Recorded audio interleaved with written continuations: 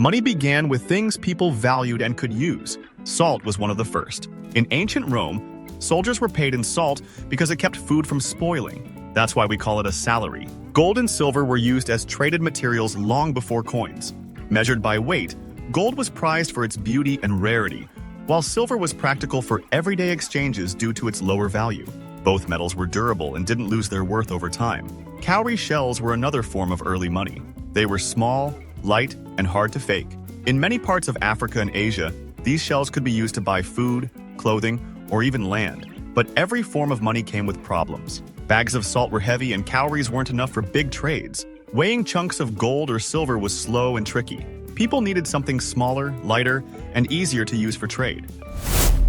The first coins made trading simpler. Instead of bartering goods or weighing raw metals, people used coins made from gold, silver, and copper. Each coin had a unique stamp showing its origin, making it reliable and easy to use. Gold coins, like the Roman aureus, were reserved for the largest transactions, such as buying land or paying soldiers. Silver denarii were essential for everyday trade, buying food, tools, or clothing. Copper coins, known as the Roman as coin, were perfect for the smallest purchases, such as vegetables or a handful of nuts. Each type of coin played its role, making markets more predictable and efficient. In a Roman market, a farmer might hand over a denarius to buy a sack of grain. Nearby, another shopper could exchange an as coin for a small basket of figs. These coins didn't just make trade easier, they were symbols of trust, stamped with the authority of the empire. Gold and silver coins were reliable, but they weren't always practical for long-distance trade. Transporting large amounts of metal was risky and slow. To solve this, paper money was introduced. These notes acted as certificates, representing gold or silver stored in secure vaults, allowing merchants to trade without moving heavy coins. The first paper money appeared in China over 1,000 years ago during the Tang Dynasty. Merchants could deposit their coins in government offices and receive lightweight notes instead. By the 19th century, countries like Britain and the US adopted similar systems. In the US, for instance, a $20 bill could be exchanged for 1 ounce of gold, but all money was tied to gold only in theory. Banks issued more paper notes than they had gold reserves. During the Great Depression, people rushed to exchange their notes, but vaults ran dry. Though the metallic standard survived for a few more decades, its limitations were clear, paving the way for its eventual end in 1971. Fiat money is the kind of money we use today: dollars, euros, yen. Unlike gold or silver, it doesn't have value on its own. Its value comes from trust. People accept it because governments declare it as official money, and everyone believes others will too. This system solved a big problem. Governments no longer needed gold for every dollar. Instead, they could print more money to meet the needs of the economy. For example, during wars or economic recessions, fiat money gave countries the flexibility to keep their economies running. But fiat money has a weakness. It depends entirely on trust. If people lose confidence in their government, the money can collapse. In Zimbabwe and Venezuela, hyperinflation made their currencies worthless. A loaf of bread could cost millions. Fiat money works because we believe in it, but that belief must stay strong. Electronic money is everywhere. You use it every time you swipe a card, pay with your phone, or shop online. Unlike cash or coins, electronic money isn't something you hold.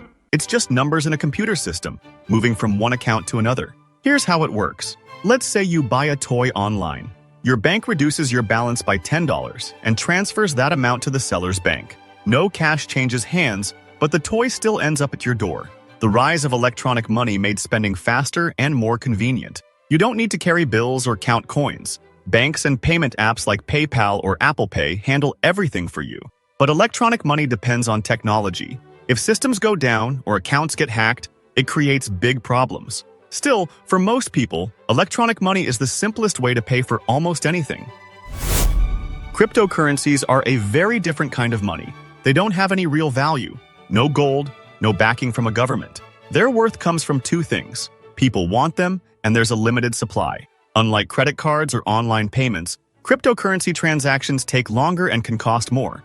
Bitcoin transactions usually take around 10 minutes, but delays happen when the network is busy. Cryptocurrencies use blockchain, a digital ledger that records every transaction.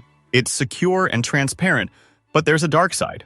Cryptocurrencies are often used by criminals. Bitcoin has been used to pay for illegal drugs, weapons, and ransomware.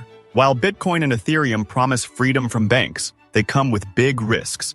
Prices change quickly, making them unstable. They've introduced a new way to think about money, but their challenges can't be ignored. Cryptocurrencies, revolutionary or risky? Imagine putting your savings into Bitcoin.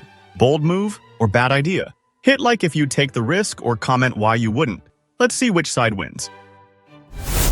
Central bank digital currencies, or CBDCs, are digital money created and managed by central banks. Unlike electronic money in your bank account, CBDCs link directly to the central bank. No private banks, no middlemen. What makes CBDCs stand out? First, they can be programmed. Governments can set specific rules for how the money is spent. For example, funds for education might only work in bookstores or for online courses. Electronic money can't do this. It's just a balance in your account. Second, CBDCs work even without internet. A chip in your phone or card stores the money, so you can pay in remote areas or during outages. Regular electronic payments always need a connection to the bank. Finally, CBDCs give central banks full visibility. They can track every unit of money in real time, helping to prevent fraud and tax evasion. Not all money is global. In some towns and communities, people use their own currencies to support local businesses. These are called local or alternative currencies, and they work alongside national money. Take the Bristol pound in England. It's spent only in Bristol. If you pay for coffee with a Bristol pound, that cafe might use it to buy supplies from a nearby farmer, who then spends it at a local bakery. The money stays in the community, helping small businesses grow. In Ithaca, New York, people trade Ithaca hours instead of dollars. 1 hour equals 1 hour of work. A gardener might earn hours for planting flowers and then spend them on a haircut or car repair. It's a simple system where skills become money, connecting neighbors. These currencies build local loops of trust. Each transaction strengthens ties between businesses, workers, and neighbors, keeping the community vibrant and connected. Energy-based money ties value to something we all use: electricity.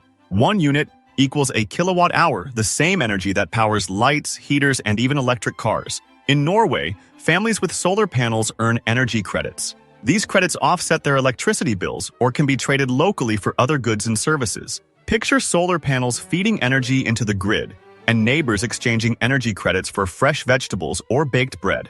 Energy-based money could simplify trade. A wind-rich country might send extra energy to a solar-dependent neighbor. Instead of transferring cash, they'd exchange energy units, kilowatt hours for essential goods like food or medicine.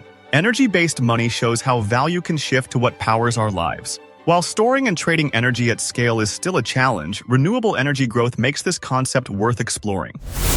Think a friend or colleague needs to know this? Share the video now and spark a new conversation. We appreciate your support. And before you go, there's a lot more waiting for you. Click now and discover your next favorite video.